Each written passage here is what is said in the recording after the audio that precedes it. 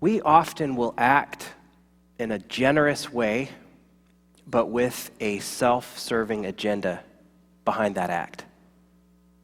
We'll act generously on the outside, but on the inside, there is this kind of self-serving purpose. When I graduated from seminary in 2007, the church where I was appointed blessed me. They took up a collection of gift cards, and I didn't know that they were doing this, and so people would go by the church office and they would leave these gift cards for me and for my family, and they were gift cards to like the Olive Garden and different restaurants, Red Lobster, Papacitos, and it was really nice. And we had this bag full of these cards, and Amy and I had not had any dates. Well, I'm sure we had a few, but we were due for some dates because of seminary. I was working, and I was going to school, and I was writing papers, and I was studying, and it was hard to manage, having a little romance in your life. And so, well, I didn't need to say that, but anyway, so we went out on a date with one of these gift cards, and it was a gift card to Carrabba's, and which was a little bit above our normal place to go eat. It's a little more expensive than what we would usually go do, and so we went to Carrabba's, and because we had this gift card, and on the back of the gift card it said how much it was worth, and so we both had we had different appetizers. Normally our practice was to split meals. We had our own entrees. We got 2 desserts. We went all out on this meal. And so, and knowing the whole time, well, hey, somebody else is paying for it. And so when the bill came, I pulled out the gift card from the Carrabba's gift card, and I gave it to the waiter. And a few minutes later, he came back, and he said, "I'm sorry, sir, but this card only had $1.47 on it." So somebody at the church had given us their leftover card. And needless to say, we did not use any more of the gift cards because we didn't want to get into that was a bad deal for us. We had to cough up the money that we weren't expecting to pay, and so we didn't want that to happen over and over. And I don't know whether maybe, I love April Fool's Day, and I love to do, maybe I went a little too far. I don't know. Somebody was getting me back. But, I wonder, though, if the person who did that was, they went into the church office and they did this generous act, and it looked so generous, man, we really love our pastor.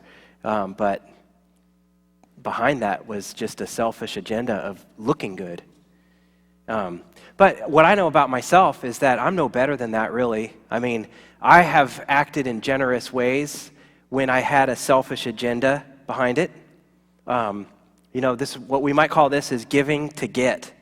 And so one of the examples I'll share with you is that I have this little strategy. When we go to a crowded restaurant, like on a Friday night, if we're going to go to a restaurant like maybe Jimmy Chonga's, and have you ever been to Jimmy Chonga's in Deer Park? The place gets really, really crowded. And so what I do is when we get out of the car and we see all these families walking up to the front door, I know we do not want them to get ahead of us. And so instead of walking like this towards the front door like everybody else, I'm like pushing my family along. And but then, so I don't look like a self-serving, opportunist jerk. What I do, is I when my family gets to the door, I open the door for my family, and then I hold the door for everybody else. And when they come by, they smile at me, and they're like, "That is so nice. Who said chivalry was dead?" And so I look great, but I got ahead of them, so Another thing I'll do is, and Emily, whenever you're preaching and you're giving illustrations, don't give this different illustrations to make the same point, like I'm doing right now. But anyway, another thing I do is Amy and I, like I said earlier, we like to split our entrees. So and I don't know why this happens, but it happens a lot that when the waiter brings the food, Hannah and Amy have to go to the bathroom. It just like before the waiter brings it. And so what happens is the food will come, and I'll get the extra plate, And while they're in the bathroom, I'll very quickly divide up the food between me and Amy. But what I'll do is, like, if there's rice, I'll give her a lot less rice, but then I'll spread it out. If there's French fries, I'll kind of like spread it out and make it look like and then I'll put little garnishes on there to make her think that, and then she comes back from the bathroom and she's like, "You are so sweet." But I'm giving to get because I get more food that way. And then I'll tell you one more because Amy is just as bad as me, okay? She admitted to me, I read the sermon to her, and she admitted to me that, and she said I could tell you this, that what she does at birthday parties is she always volunteers to cut the cake. And what she'll do is she'll cut everybody their pieces and she'll serve everybody. And while everybody is focused on their piece of cake and eating it, she cuts herself a monster piece.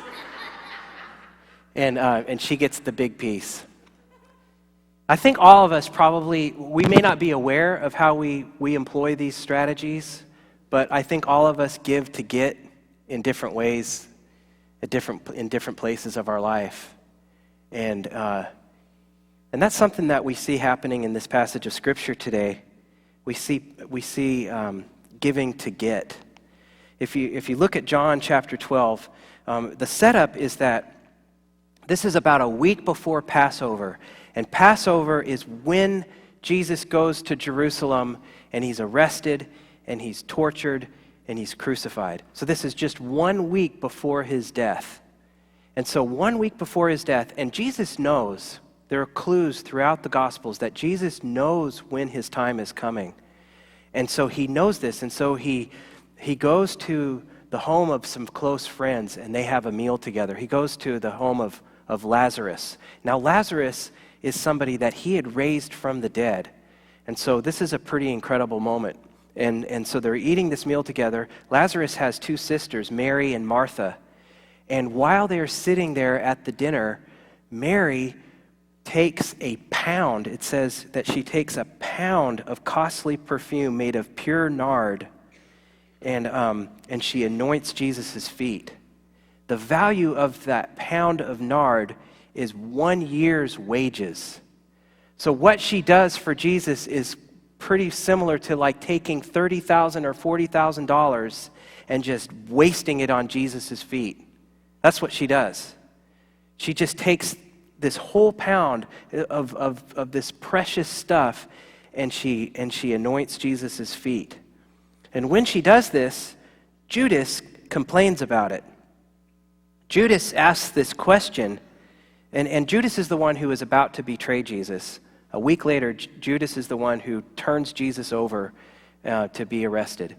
And Judas asks this question. He says, "Why was this perfume not sold for 300 denarii and the money given to the poor?"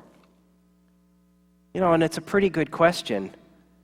But, when you really think about Judas and you think about his character, would he himself really give a year's worth of money to the poor? I mean, he asked this question as if he were a very generous person.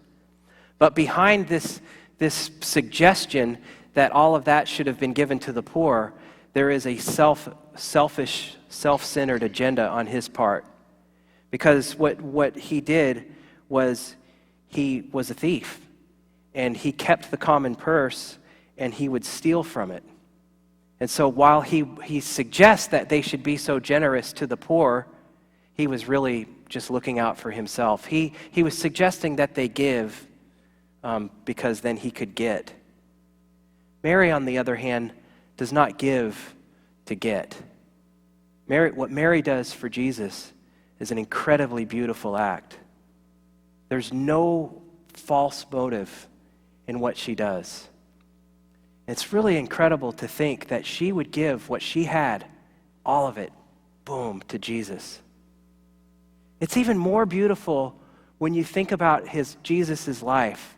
When you read through the Gospels, you do not find anybody being kind to Jesus. You find Jesus having to be born in a stable. You find Jesus being hauled off to Egypt because Herod wants to kill him when he's a baby. You find Jesus ministering to his hometown crowd, and when he finishes his sermon, they want to kill him. You find Jesus going around, he heals people, he feeds people, he does all of these beautiful things for everybody else, and he is met with nothing but criticism. Everywhere he goes, Jesus just gives. He gives and he gives and he gives, and everybody just wants to hurt him. But then you find with Mary, there's this one beautiful moment where a person does something nice for Jesus. And it's not just nice, it is extravagantly generous. She blesses him. It's a beautiful act that she does. She doesn't do it to get anything in return.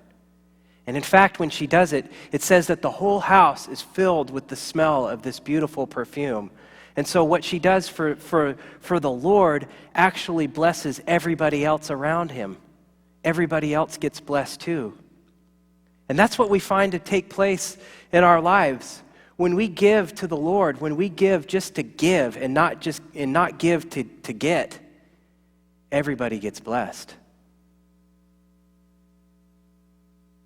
We're so often motivated by our own selfish thing. But what we are called to do is to be like Mary, to give just to give. And what Mary does is really a reflection of what Jesus does. Jesus never gives to get, Jesus only gives to give.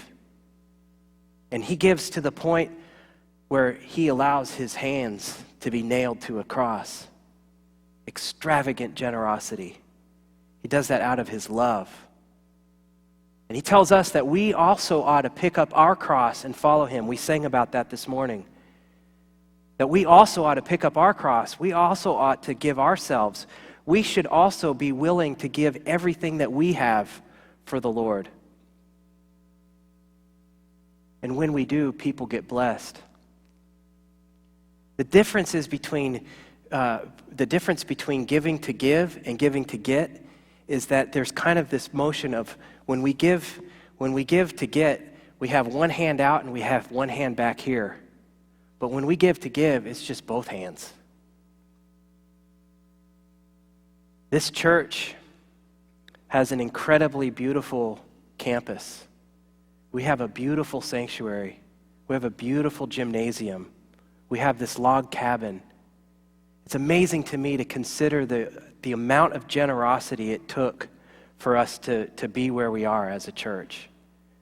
I mean, there's every single thing in this place was the result of generosity.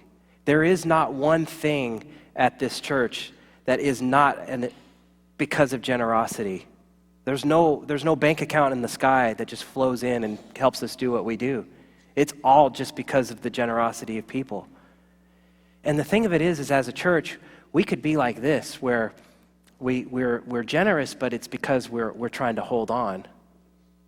And we could have this nice kind of Christian clubhouse that's so beautiful that we just enjoy ourselves. But the wonderful thing about this church, the wonderful thing about all of you, is that you're not that kind of people. You're this kind of people. You say, this is a beautiful place. God blessed us with the ability to have this kind of place. And so we open the doors. It's amazing. I'm so blessed to get to work here because when I come, sometimes I come inside here on weekdays and I'll find people in tears that are praying. Just people off the street. They're not members of the church. They know that this is a place where they can come and pray. And I love to see our log cabin just on Wednesday nights. We got kids from the neighborhood that are just enjoying each other. And that's because our church is not like this. Our church is like this. And when we do that, when we're like this, everybody gets blessed. Everybody gets blessed. And the more people that get blessed, the more people who are then going to be a blessing to other people. When we bless people, they turn around and they bless people. This world needs blessing. This world has a lot of this right now, and a lot of fake generosity. The world does not have a lot of this. But it can start right here. We can give to give. Extravagant generosity. That's what God calls us to be about. Amen.